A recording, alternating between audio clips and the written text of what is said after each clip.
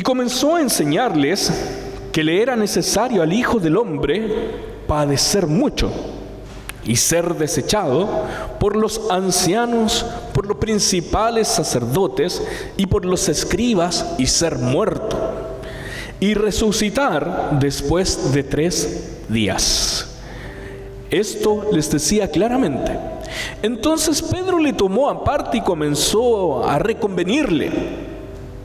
Pero él, volviéndose y mirando a los discípulos, reprendió a Pedro diciendo: quítate delante de mí, Satanás, porque no pones la mira en las cosas de Dios, sino en las cosas de los hombres.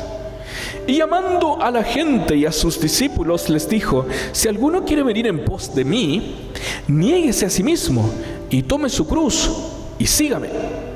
Porque todo el que quiera salvar su vida la perderá, y todo el que pierda su vida por causa de mí y del Evangelio la salvará. Palabra del Señor. Hoy estamos en el segundo domingo de Cuaresma. El segundo domingo de Cuaresma nos invita a volver a compenetrarnos en este proceso, a poder alinearnos en un proceso en el cual nos lleva hacia la festividad más grande del pueblo cristiano, que es la Semana Santa. Como ya lo hemos dicho, son 40 días de preparación, sin contar los domingos. Y estos 40 días son muy representativos y muy simbólicos en la Biblia. Son 40 días que simbolizan también los 40 días de Moisés en el monte Sinaí, los 40 días del diluvio, los 40 años que estuvieron dando vuelta el pueblo, y así sucesivamente. El 40 es un número muy simbólico en la Biblia. 40 días de Jesús en el desierto preparándose, enfrentando diferentes tipos de tentaciones. El texto del día de hoy nos lleva a pensar que la Cuaresma tiene un propósito. El propósito de la Cuaresma no es simplemente prepararnos para la Semana Santa, sino que el propósito de la Cuaresma es prepararnos para poder comprender y entender cuál es el propósito para el que Jesús se preparó al venir a la tierra. Porque Jesús no nos vino a enseñar solamente rituales, no vino a imponer ceremonias, no vino a imponer fechas importantes, ni tampoco vino a decir que desde aquí en adelante había que celebrar esto o lo otro. Jesús lo que vino fue a mostrar el reino de Dios que se había acercado, y que a través de él el reino de Dios se encarnaba, y que todo lo que hacía Jesús, por lo tanto, significaba lo que la gente debía hacer. Quien sigue a Jesús, sigue a Dios. Pero seguir a Jesús significa comprender la obra y el ministerio de Jesús en complementariedad. Es decir, no solamente seguir al Jesús histórico, ni sabernos los datos biográficos de Jesús, sino que además conocer el por qué y para qué hizo lo que hizo, y cuáles fueron las consecuencias de hacer lo que tenía que hacer Jesús. Cuando Jesús vino al mundo, Él sabía perfectamente que era enviado para salvar al mundo y para darle una nueva oportunidad. Entonces Jesús siempre supo, siempre entendió de que el camino de Él, desde que comienza su ministerio, era el camino hacia la muerte.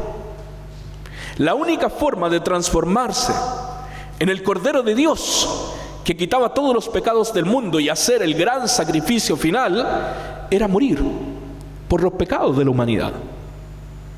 Y de esa manera, quien creyese en que Jesús murió por los pecados de la humanidad, no de ese tiempo, sino que de todos los tiempos, para siempre y por siempre, entenderá que son redimidos por su sangre y que tienen acceso libre a la presencia del Señor y a la presencia de Dios. Entonces el tiempo de Cuaresma no es simplemente prepararse para el Domingo de Ramos y para el Domingo de Resurrección, sino que es un tiempo de preparación para comprender cuál es el origen principal, cuál es el fundamento y la esencia para entender los motivos por los cuales Jesús vino a este mundo y se entregó por cada uno de nosotros. Y no solamente podemos hacer un reduccionismo de que Jesús vino a morir. No, Jesús vino a entregarse por el mundo. Vino a hacer cosas buenas por el mundo. Vino a enseñarnos, y en ese enseñarnos transformó la historia de la humanidad y la historia de la religión y la historia de la propia cultura judía y hebrea, para hacer de esta un renacimiento hacia nuevas perspectivas de cómo aplicar la religión, no solamente por ritualismos. Si se fijan, el texto nos habla de que esto acontece después de que Pedro ha dicho: tú eres el Cristo, tú eres el Mesías. La confesión de Pedro, que es considerada una de las confesiones más fundamentales y esenciales dentro de lo que es el canon bíblico, y además dentro de lo que es una interpretación teológica de quién es Jesús. Ese Pedro al cual Jesús en el libro de Mateo le dice: no te lo reveló carne ni sangre, sino que te lo reveló el Espíritu de Dios. Después de esa confesión, Jesús les empieza a enseñar y les dice: bueno, ese que ustedes han confesado, ese mismo va a tener que ser entregado, se van a burlar de él, va a ser condenado, va a ser sentenciado, va a vivir vulneraciones. Quizás le dijo muchas cosas más, lo que vivió Jesús: torturado, y además va a ser entregado para morir. Y ese mismo Pedro, que antes, en el pasaje anterior, había confesado su fe en él, lo empieza a retar a Jesús y le dice: no, o sea, no me cabe dentro de la cabeza de que tú, siendo Dios, vas a morir. No me cabe dentro de la cabeza que después de haber visto tantos milagros, de haber visto tantas cosas buenas, ¿cómo vas a ser tratado así? ¿Cómo te van a entregar? No, es imposible. Hay que evitar esto de todas formas. Hay que evitar esta tragedia. Hay que evitar el ver a Jesús que vaya sufriendo. Hay que evitar al Jesús sufriente. Hay que evitar que Cristo llore, que sea sentenciado, que sea burlado, que sea humillado, que sea torturado. Hay que evitarlo de todas formas.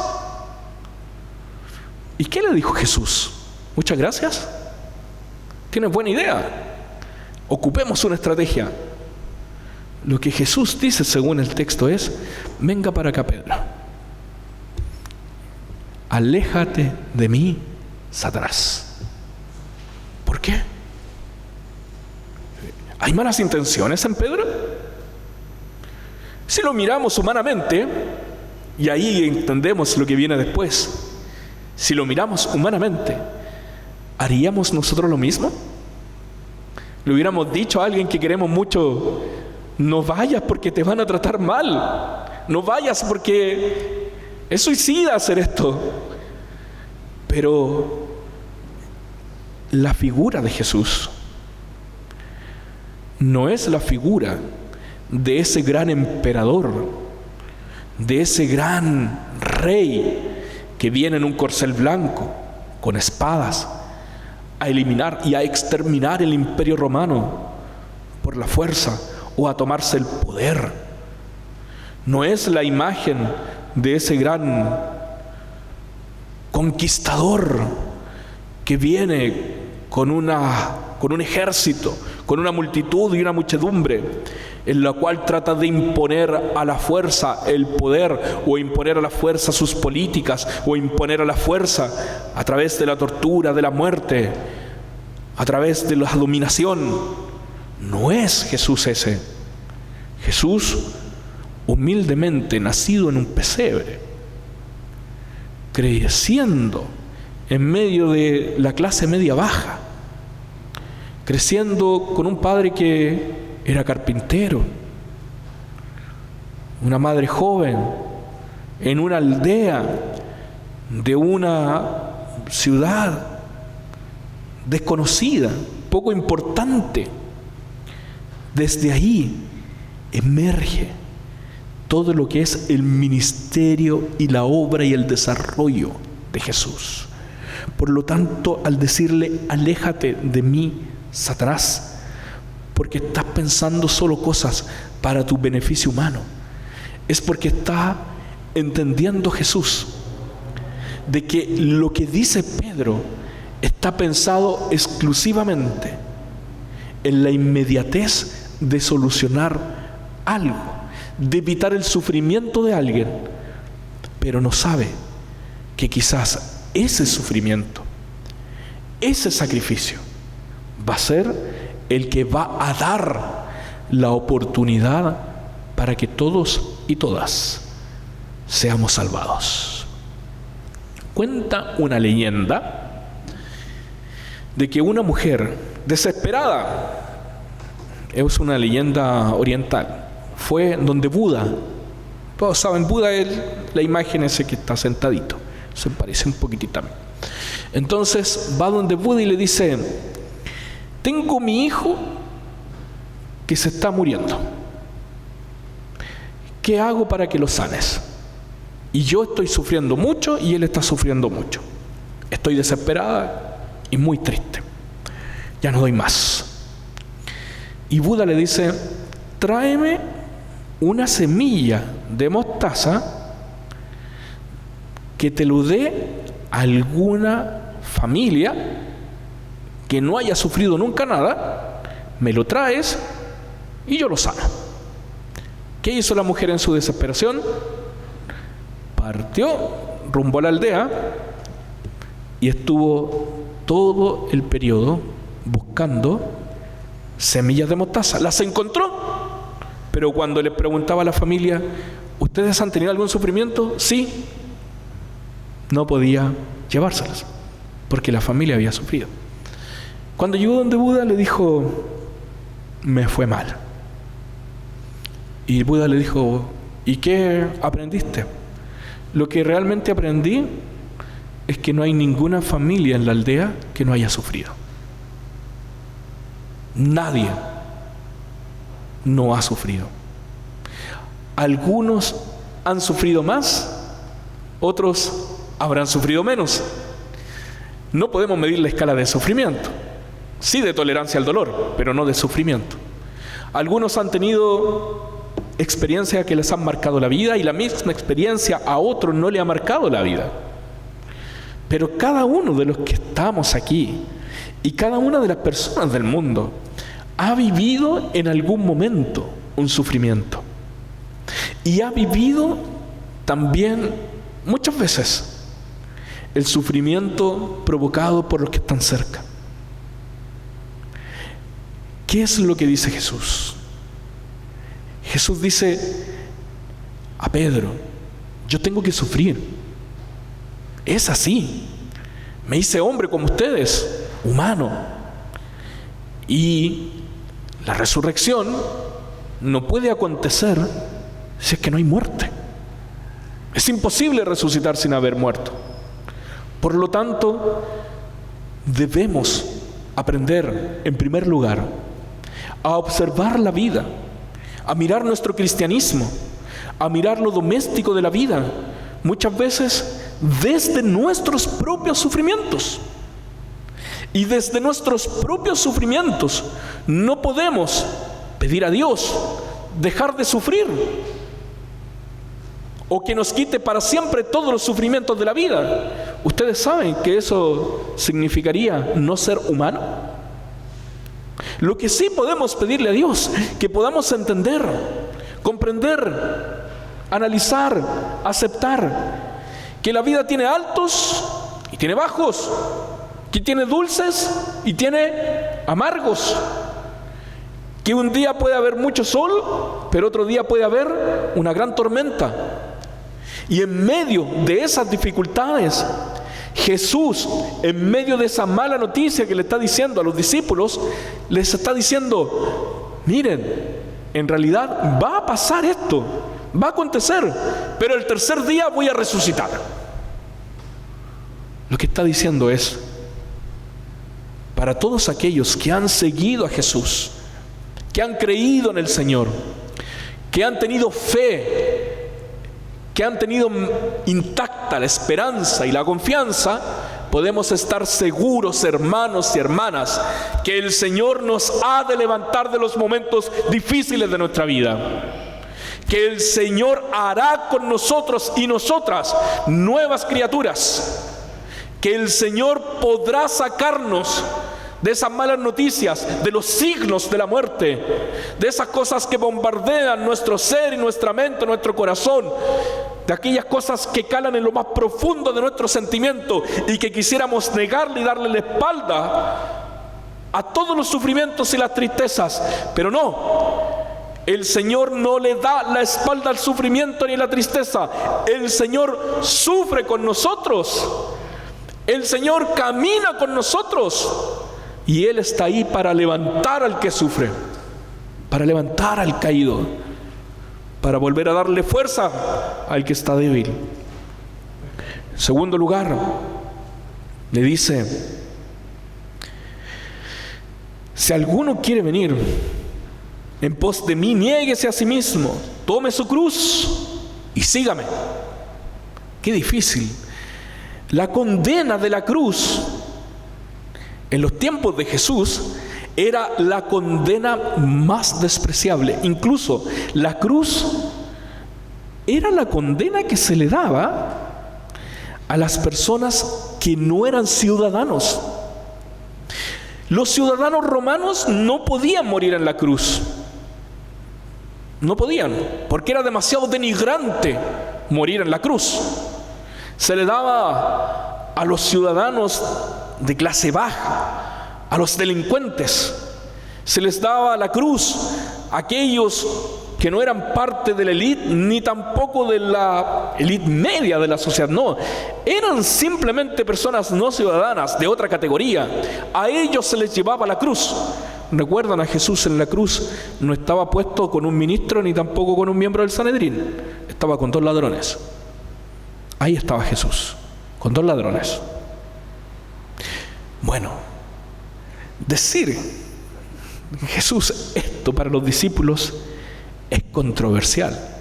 El que quiera seguirme, el que quiera venir en pos de mí, primero tiene que negarse a sí mismo, es decir, negar sus egoísmos, sus propios conceptos ególatras, su individualismo. Pero tiene que tomar la cruz.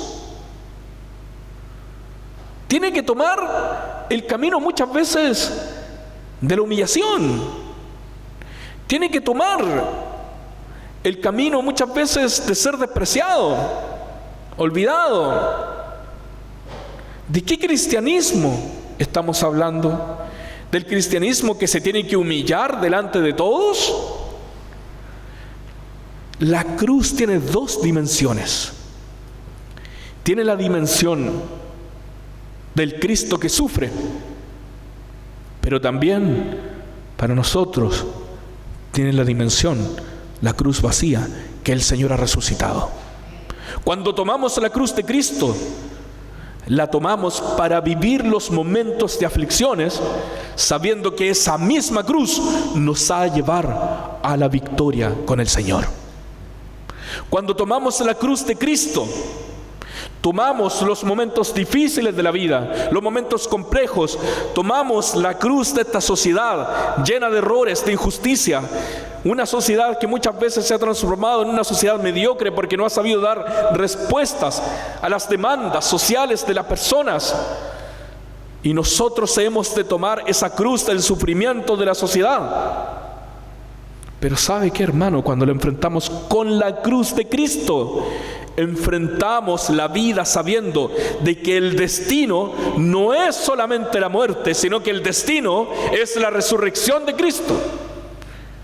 Por lo tanto, tomar la cruz de Cristo, ponernos el overol, trabajar para la obra del Señor, como lo han hecho tantos que han pasado antes que nosotros y que por eso estamos aquí, significa tener la plena certeza que en medio de las tormentas, de las dudas, de las tristezas, no vamos solos porque seguimos a Cristo. Toma tu cruz, sígueme. Es decir, tomamos la cruz, pero no para quedarnos estancados. Tomamos la cruz, seguimos a Cristo. ¿Y cuál es el destino? El triunfo, la victoria final. ¿Lo creemos así? No nos podemos quedar en el sufrimiento de la cruz, sino que debemos adoptar a la cruz glorificada en el Señor. Por lo tanto, hermanos y hermanas, no tengamos miedo de negarnos a nosotros mismos, de tomar la cruz y de seguir a Cristo. No tengamos miedo de involucrarnos en los problemas que acontecen en nuestro alrededor. No tengamos miedo de ser luz en la oscuridad. No tengamos miedo de ser sal en las vidas insípidas de tantos otros. No tengamos miedo de dar nuestra opinión en medio de todo este caos de desorientaciones que hay. No tengamos miedo de hablar de justicia donde hay injusticia, de hablar de verdad donde hay mentira, de hablar de perdón, de hablar de reconciliación donde hay odio, donde existe la venganza de por medio.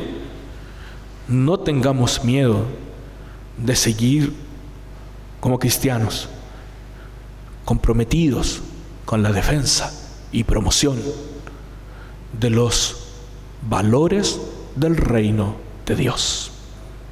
Hacia allá vamos, porque en medio de los problemas de la cuesta hacia la cruz, ahí hemos de encontrarnos quizás con mucho sufrimiento, pero más allá del sufrimiento está la gloria del Señor y la victoria final de Dios, que ha vencido la muerte y que ha vencido toda tristeza, toda angustia, todo dolor, y ha cambiado todo lo malo por algo nuevo.